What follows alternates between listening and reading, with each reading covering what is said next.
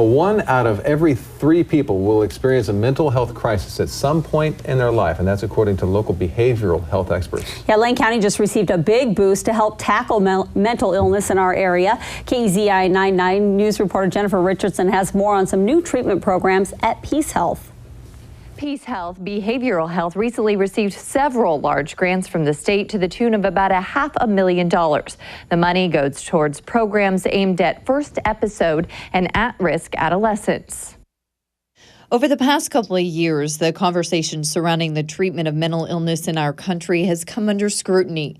That's because oftentimes it takes either a crime or hospitalization to send someone into the system. For too long, that was the only way people could receive the treatment they so desperately needed. It was, I think, really heartbreaking for all of us in mental health that we would have to, we'd get calls, people who they knew something wasn't quite right, and we'd have to turn them away. But now Peacehealth behavioral health experts get to sit at this roundtable. We just filmed a webinar. A little more optimistic. I feel passionate that finally there is, I'll say, an awareness that we really need to focus on the whole wellness of an individual. With new grants, the Early Assessment and Support Alliance, or ESA, is set to expand from its current 30 clients to about 80.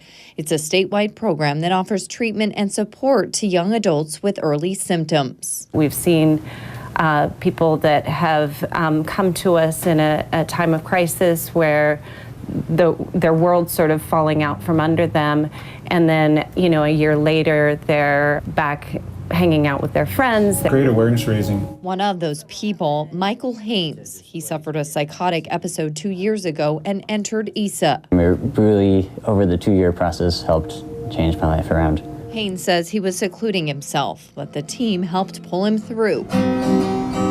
And now with this expansion, he hopes more teens will too be saved. I think one thing that helped me the most was to realize that there were other people who were experiencing the same things I was, and that up until that point I had felt pretty alone. Also supported Geneva Miller's daughter, Robin. She says ESA has given her daughter a life. Once she got into the program and started learning about it and accepted medication, and the program was so right on top of it. She says Robin is doing very well, constantly working on her issues. And the support grows. In about 2.5 weeks, this brand new youth hub will open its doors.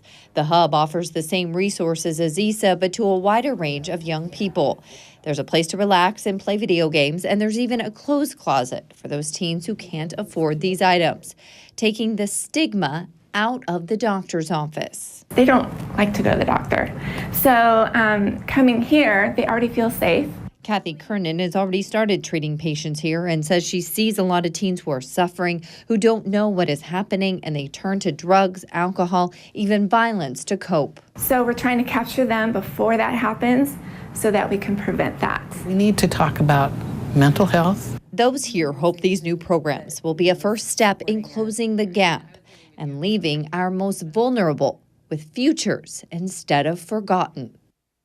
Also coming soon, a new 35-bed inpatient unit. For more information on ESA or the new Youth Hub, go to our website, KEZI.com. In the studio, Jennifer Richardson, KEZI 9 News.